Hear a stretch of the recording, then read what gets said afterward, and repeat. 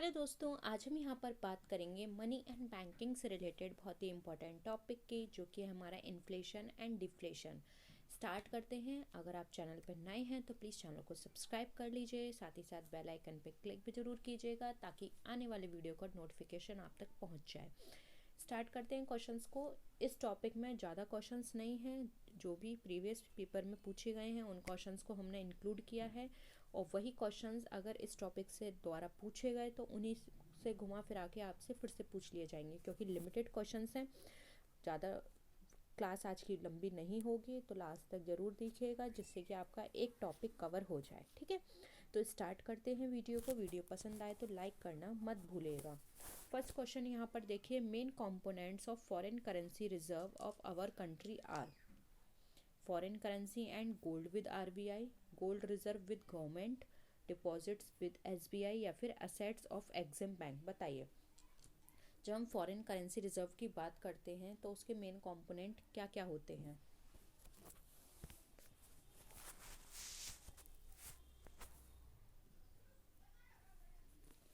देखिए,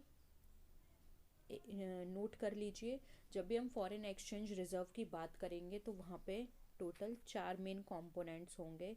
फर्स्ट होगा आपका फॉरेन करेंसी असेट्स, सेकंड होगा आपका गोल्ड, थर्ड होगा एसडीआर, जिसको हम स्पेशल ड्राइंग राइट्स भी बोलते हैं।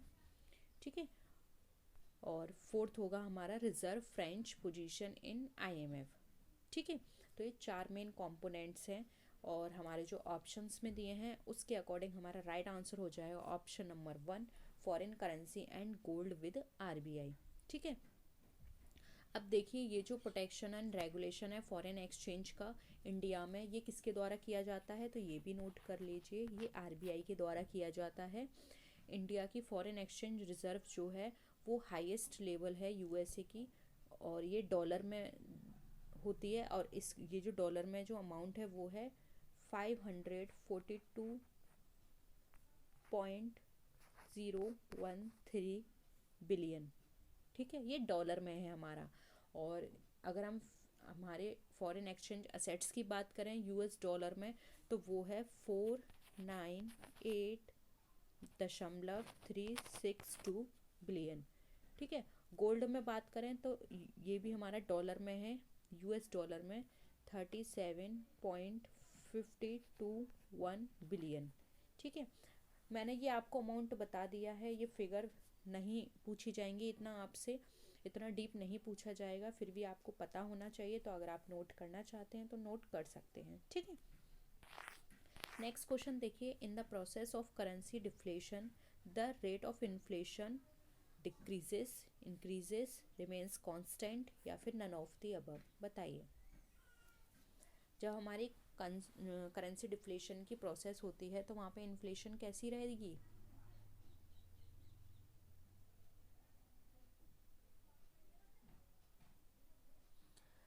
करेंसी डिफ्लेशन के केस में हमारी इन्फ्लेशन डिक्रीज होगी। ठीक है, और हम ऐसे भी बोल सकते हैं कि जब हमारी मनी की सप्लाई इंक्रीज होती है तो रेट ऑफ इन्फ्लेशन हमारी क्या होगी, वो भी इंक्रीज होगी, यानी कि सप्लाई ऑफ मनी के ये पैरेलल चलता है, वो बढ़ेगी तो हमारी इन्फ्लेशन भी बढ़ेगी। ठीक है, नेक्स्ट है, which condition of the following is shown by improvement in rectangular in regular declining price level, inflation, deflation, reflation, या फिर नन ऑफ द अबव। बताइए,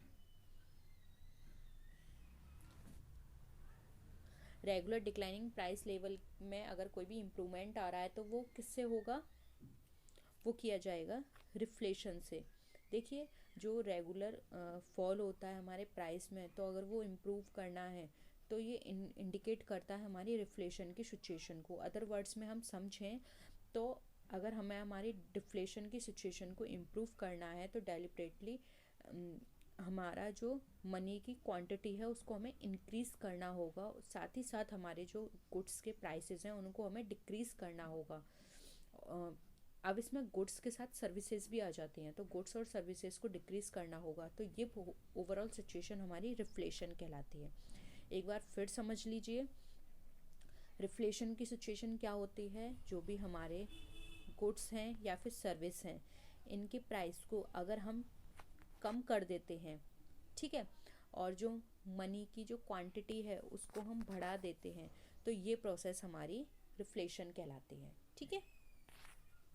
नेक्स्ट देखिए, which one of the following methods of inflation according accounting has been proposed by Sandilands committee of UK. General price level method, specific price level method, current cost accounting method, generally accepted accounting principal.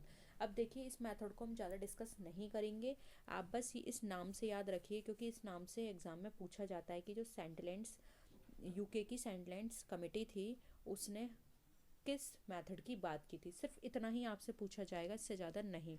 तो आप इसको as it is एक static question की तरह आप इसको learn कर लीजिए। इन्होंने बात की थी करंट कॉस्ट अकाउंटिंग मेथड की। ऑप्शन 3 यहाँ पे हमारा राइट आंसर है, ठीक है। इसमें ज़्यादा हम डीप नहीं जाएंगे क्योंकि ये हमारा पार्ट नहीं है। नेक्स्ट देखिए, the worst effect of inflation is.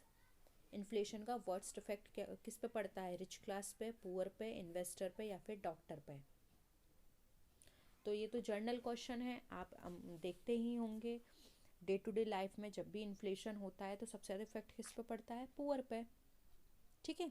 Because इस मार्केट कंडीशन में क्या होता है, गुड्स और सर्विसेज के प्राइस क्या होते हैं, बढ़ जाते हैं, और जो मनी की जो वैल्यू है वो कम हो जाती है, तो वो उस चीज़ को अफोर्ड नहीं कर पाते हैं जो कि उनकी नीड की भी होती है। जैसे कि आपने देखा होगा बाज़ार में वेजिटेबल्स जो होती हैं उनके प्राइस बढ़ गए, ठीक है, जो नॉर्मल सब्जियां हैं उनके प्राइस बढ़ जाते हैं, तो किस पे सबसे ज़्यादा इफेक्ट पड़ता है, पुअर लोगों पे, ठीक है। नेक्स्ट देखिए, विच of the factors of production is most perishable, land, labour, capital या एंटरप्राइज। कौन सा पेरिशेबल इन नेचर में है,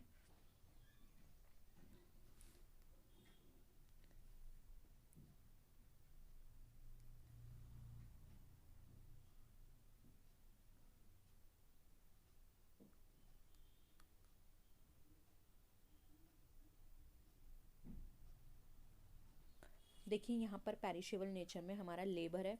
हमारे 4 फैक्टर ऑफ प्रोडक्शन होते हैं, land, labour, capital and enterprise, और आपको पता है अगर लेबर का 1 मिनट भी लॉस हो गया तो वो उसको कंपनसेट नहीं किया जाएगा। ये यहाँ पर इनकी लाइफ से बात की जा रही है, ठीक है। 1 मिनट का लॉस भी उसको कंपनसेट नहीं किया जा सकता। ऑप्शन 2 यहाँ पे हमारा करेक्ट है। नेक्स्ट है, currency value during currency spread increases, decreases, stable, none of the above.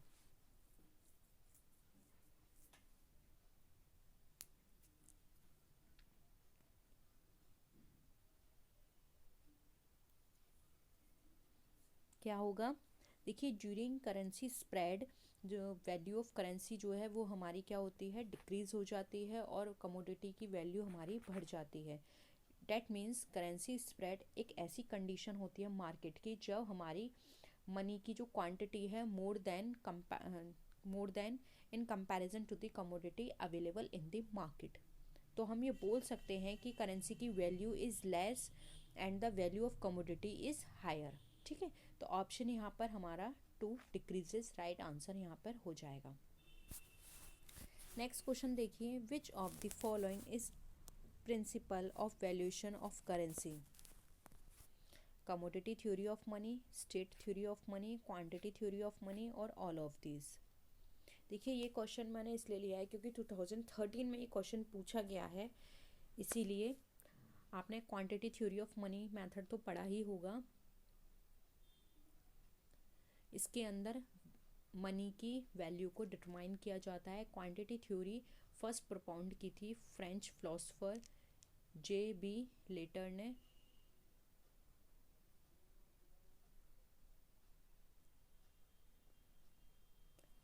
Right answer क्या हो जाएगा, ऑप्शन नंबर 3। नेक्स्ट है, which of the following is not helpful in the competition of inflation in India. Optimum utilisation of capacity, minimum support price for agriculture products, reduction in physical deficit, public distribution system. बताइए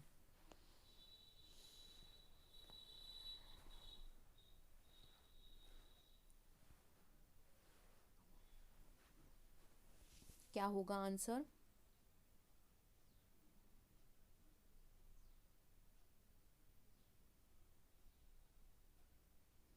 देखिए यहाँ पर जो helpful नहीं होगा कम inflation के competition में, वो होगा हमारा minimum support price for agriculture products. ठीक है, ऑप्शन 2 यहाँ पर हमारा राइट आंसर है, जिसको हम एमएसपी के नाम से भी जानते हैं। ये हमारा इन्फ्लेशन को रिड्यूस करने में हमें हेल्प नहीं करेगा। नेक्स्ट है, what is mind bye devaluation of rupee? Decrease in the weight of coins, decrease in domestic purchasing power of rupee, decrease in external purchasing power of rupee, decrease in the face value of rupee.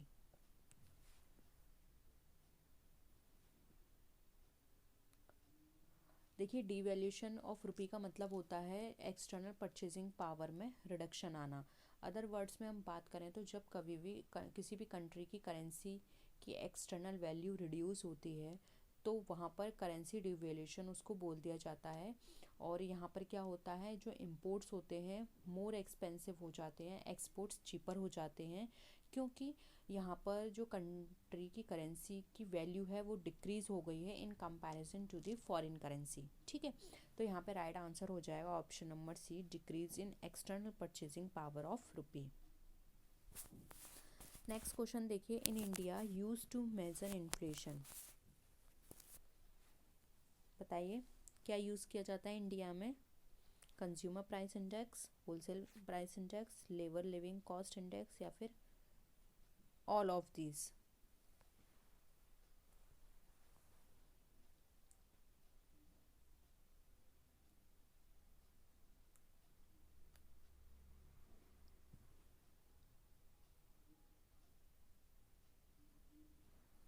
देखिए, जब भी हम inflation को measure करेंगे हम consumer price index को भी देखेंगे, होलसेल प्राइस इंडेक्स को भी देखेंगे, और जो लेबर की लिविंग कॉस्ट इंडेक्स है उसको भी चेक करेंगे। साथ ही साथ industrial level chain of wholesale price index and consumer price index, ये सब चीज़ें यहाँ पे चेक की जाती हैं, जिसके बाद हम इन्फ्लेशन को मेज़र करते हैं। इसलिए ऑल ऑफ दीज यहाँ पे हमारा करेक्ट आंसर हो जाएगा। ठीक है, नेक्स्ट देखिए, inflation will benefits the most. Inflation किसको सबसे ज़्यादा बेनिफिट देती है? Merchant class, consumer class, salaried class, या फिर ऑल ऑफ दीज?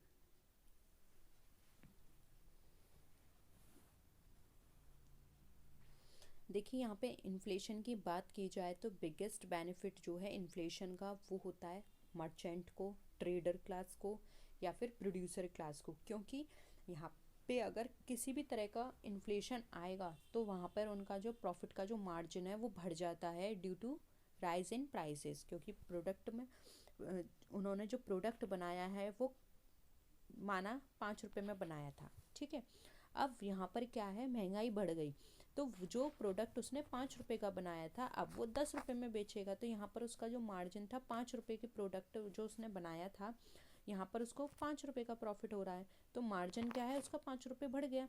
तो यहाँ पे सबसे ज़्यादा जो फ़ायदा होता है वो एक मर्चेंट क्लास, प्रोड्यूसर को या फिर ट्रेडर को होता है। तो यहाँ पे राइट आंसर हमारा हो जाएगा 1। नेक्स्ट देखिए, money spread is due to. अब मनी स्प्रेड जो है वो किसके कारण होती है? एक्सेस मनी इश्यू से, decrease in production, budget deficit, या फिर ऑल ऑफ द? क्या होगा?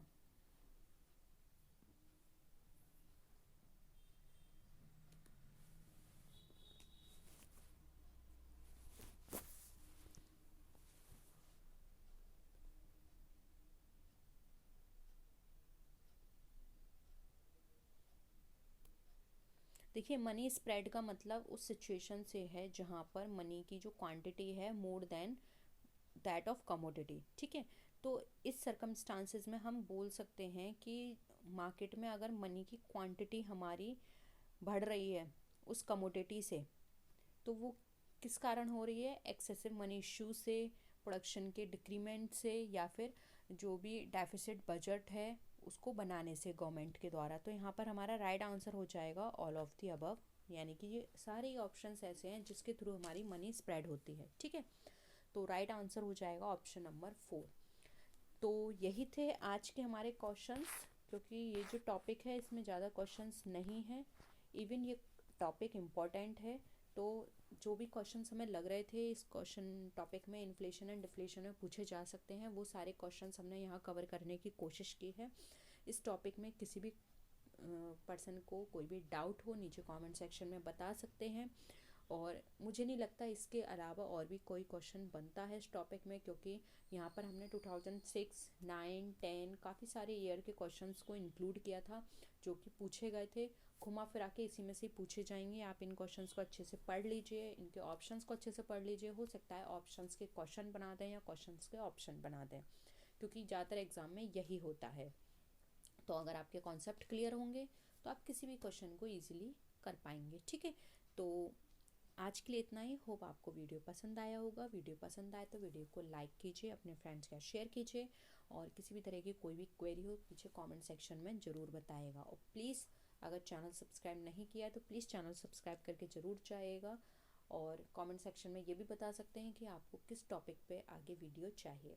तो नेक्स्ट वीडियो में हम आपसे फिर मिलेंगे, तब तक के लिए टेक केयर, बाय बाय।